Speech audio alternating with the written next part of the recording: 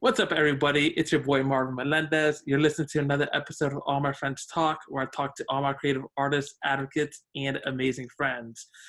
Today, I have an amazing actress by the name of Elisabeth Donaldson. How are you today? I'm good.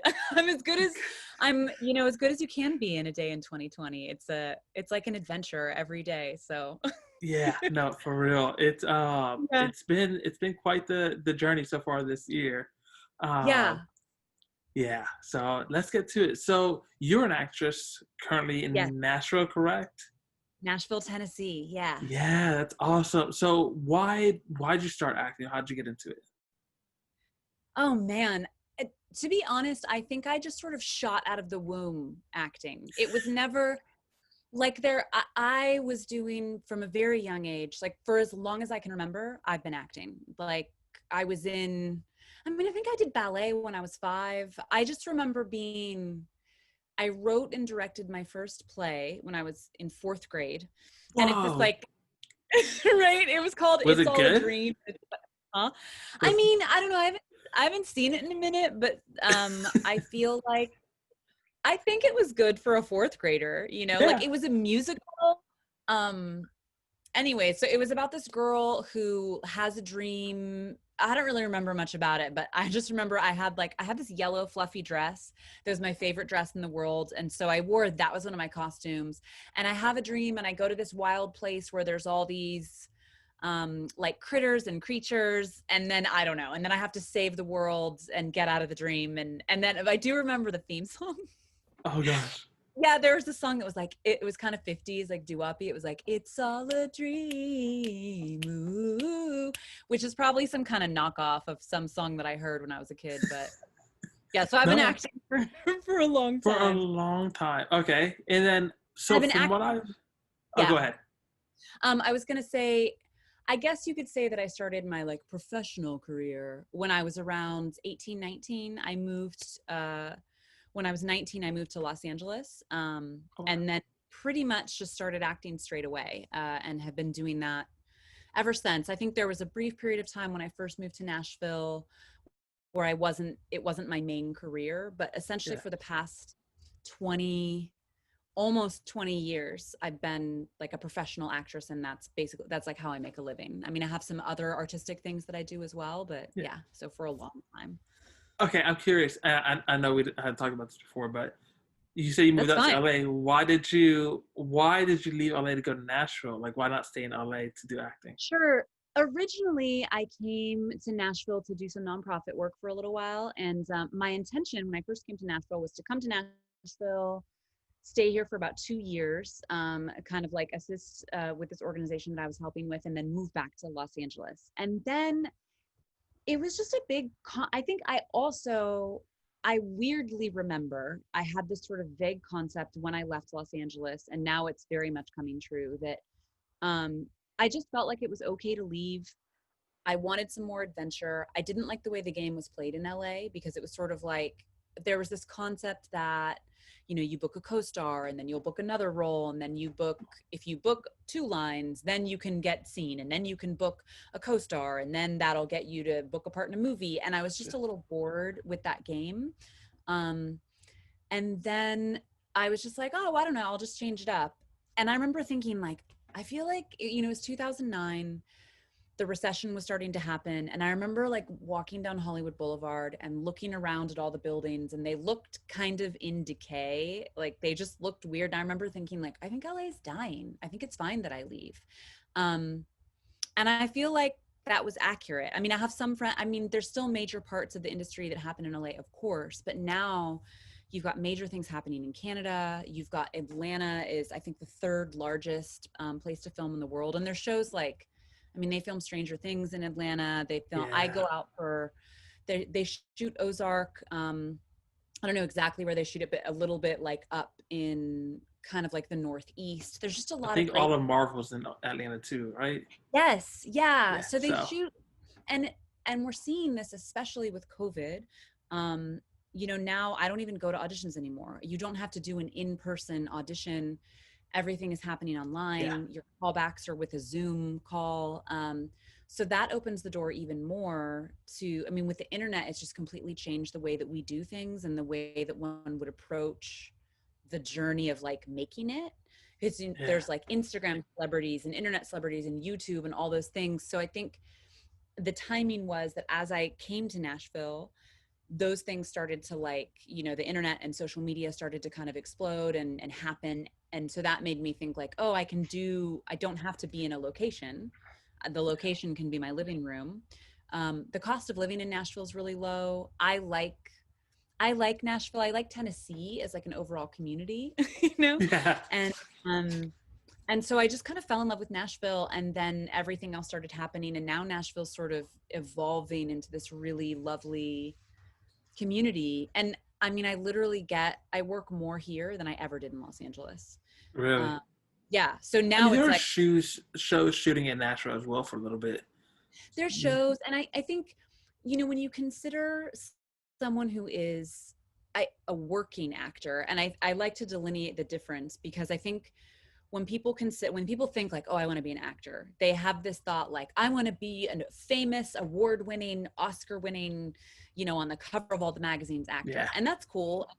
I mean, sure, is that a goal of mine? Yeah, I'm not gonna lie. I do want to achieve those level of goals. However, what people don't think of when they think of the world as acting is that just being a working actor. And there's a ton of people who are like that person who was in that show, or that person who had a few lines in this movie, or you do a bunch of commercials, or you're a spokesperson, and you're still able to make a great living as an actor. You're just not necessarily famous. So I think I'm in the realm of right now of like, I'm a working actor. I make a living at it. It's what I do for work, but I'm And you not, still like I it? mean, maybe like, huh? You still like it?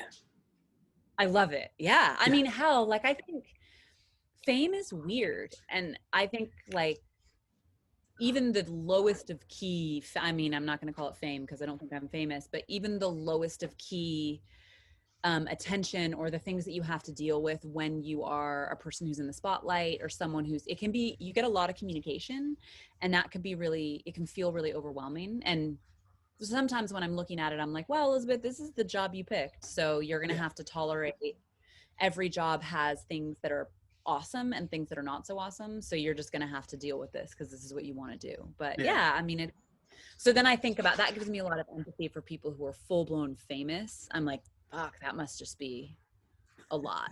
Yeah. You're No. having a bad day. You just want to go to a supermarket. The paparazzi's there, you know, like that's got to be a Yes. mind fuck, you know? So Uh, Now speaking of like dark, like downside of things, yeah, yeah, we talked about something before we chatted, and then or not talked about there's something I want to talk to you about because you posted yeah, something on Instagram recently. yes, Well, I guess by the time this airs, it'll be like half a month and a half, but still, it was true. super eye opening to me about. I guess you had posted about people harassing you, or at least just making Yeah, really suggestive comments on your Instagram. yeah. Digital sexual harassment is what I would call it. Yeah. Okay. So I'm curious because one that was like mind blowing. I didn't realize. I guess I kind of expected it to be out there, but you kind of I Sure. think showed like it seems pretty common, or at least pretty often. Is that accurate? Super common. Well, and that's why I posted about it, because it's something that I talk about in girls groups, or I talk about with my girlfriends. And it's something that, you know, when women get together, everyone's like, oh yeah, I get comments all the time. And oh yeah, I get this. And I had a week that was just sort of particularly, I had like a super, super, super weird message that I got. I just had this week where like, it's COVID, you're on edge already. I woke up one morning to a 7-paragraph DM, 7 paragraphs that like quoted some sort of poem. It wasn't even scary. It wasn't like it was a message that was like, I'm going to kill you in your sleep, or it wasn't like that. It Yeah. was just like, it was from an anonymous account. The person was like very like, you know, romantic. So it's just a very strange thing when someone who you don't know, they have an anonymous account, you have no prior communication, you can't see their face. Um, is writing you 7 paragraphs of like romantic communication, it's really disturbing. You know, you're like, this is really, why are you doing all this? So that put me on edge. And then like my washing machine made a weird noise, and then there was a weird noise at my front door, and my dog got scared. And so all of it kind of like wrapped together in this perfect storm of like COVID wildness, you know. And so I got really scared, and I ended up not sleeping like all night one night, and then, you know, like sleeping with bear spray like it was a teddy bear. And I just got super scared, and I would say I lost an entire weekend of sleep where I was super freaked out, Oh just my because gosh. yeah, and not because, I mean, when you're triggered, and I'm aware of the fact that I knew that it wasn't rational. Like I was like, okay, Elisabeth, like you're just freaking out. This isn't real. Nobody's coming to get you. Um, but nonetheless, it triggered the living shit out of me. And I've also had situations before, with like digital harassment, or guys who like, I think I had a guy one time who I interviewed him to be a roommate, and then he was messaging me on Facebook, and then on Thanksgiving of all times, he wrote me like all this stuff hitting on me, and I didn't write him back because I was like, this is weird and I don't know this guy. And he proceeded to like send me a bunch of nasty messages because I didn't write him back.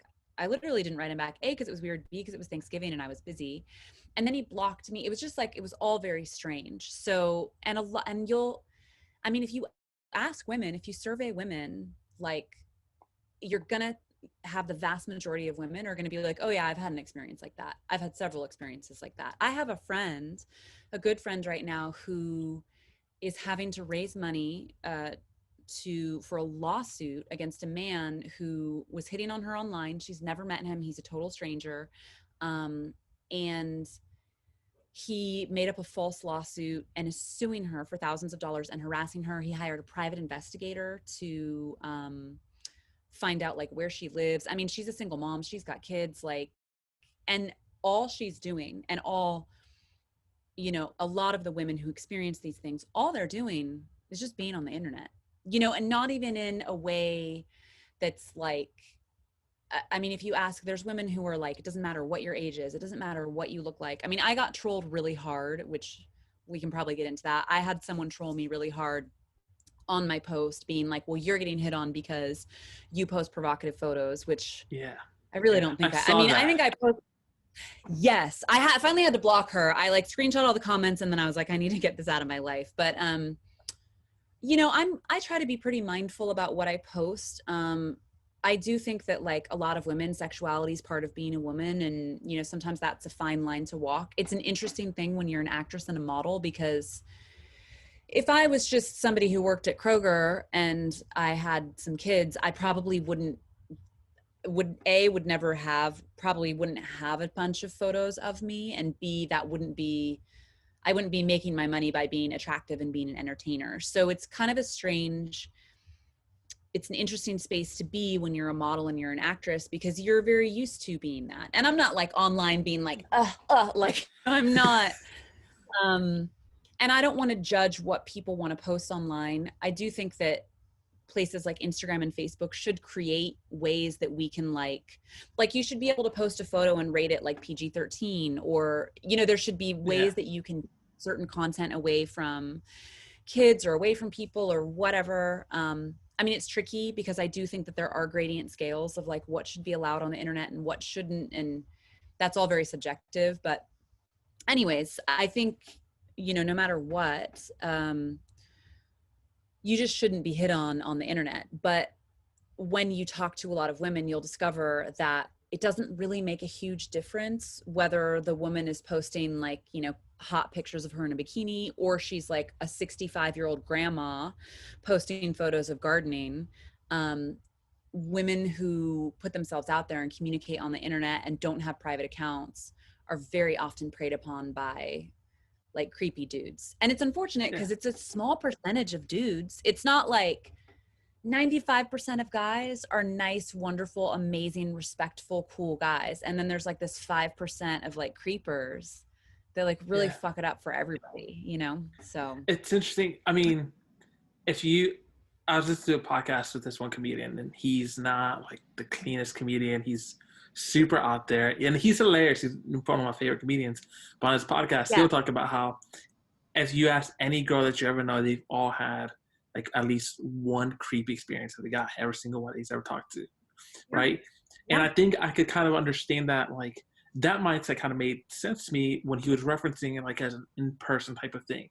And me and my wife were talking about this conversation we're having now yesterday. And I Yeah. remember thinking that in person it makes a lot of sense because one, you're gonna have just the normal creeps who are gonna be just awkward and just who are gonna be like that.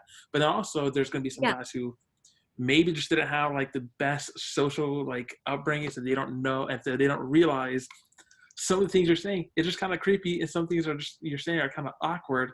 And then if they don't Yeah. have anybody to check them afterwards and say like, hey, listen, like that's not cool, or hey, like you made that person uncomfortable, they may not sincerely like, oh, that like I really didn't mean to. I thought I was just being friendly, and that's just awkward. But I think online it's different because you are intentionally writing something very, like just very out there. Like you're actually putting thought and Yeah. effort into the DM that you're sending or the comment you're writing. Do you think that this is so you're saying that this something like this, the same way it's happened like very commonly in person, you think it's happening to every woman online at all times, you think, or Oh yeah. Oh yeah. I mean, the only women who it doesn't happen to literally are women who have private accounts or don't post. Like, or their whole account, but I mean, I would say like a solid like 80% of my friends are like, oh yeah, like the only way that you can have it not happen to you is to just basically not be on the internet. Which, I mean, it's a tricky thing because it's easy for people to be like, oh, well, just don't be on the internet. But what about the girls who make a living as an influencer? What about people like myself who make a living as an actress? What about entrepreneurs who have a dress company? And you know what I mean? There's a lot of different, I mean, in a world where building a brand and a personal brand and all of that stuff is so much part of our business model. And so many more people are working from home and working for themselves and building companies and all of those things. It's not fair or correct to tell someone, well, if you don't want to be harassed, then you should just put your account on private, So, and there's precautions that you can take, and you can, I've just started blocking people. It's hard because you can't report a DM. You can report really? yeah. You can report an Instagram account and you can say that it's like pornography or that it's harassment or it's bullying, but you can't report an actual DM on Instagram. That's So stupid. it's really stupid. And the reason that I feel really passionate about it, on a personal level, whatever, I can handle it. I'm pretty confident. I can handle trolling. And I can handle being hit on, even though sometimes it can be very disturbing. But what people aren't, and some of these people who are out there being like, well, this is your fault, or you posted this thing on the internet, and if you wouldn't post pictures where you look hot, then nobody would ever hit on you, or you should make your account private and la la la, whatever. I don't agree with any of that, but that's what some people say. Or there's also some people that are like, well, because I wrote a post, and in the post I said that people hitting on you can be as minimal as someone sliding into your DM to say that you're cute, or someone sending you like a dick pic or some pornographic conversation, which I've had someone send me full blown like graphic pornographic conversation before. And you could say, well, don't read those DMs or whatever, but I also get business inquiries on Instagram all the time. So when you get a message from an account that you're not familiar with, it could be a business message, it could be a job. And I'm a person who probably makes like a solid like 30% of my jobs come from a Facebook message or an Instagram message. So that's like Wow.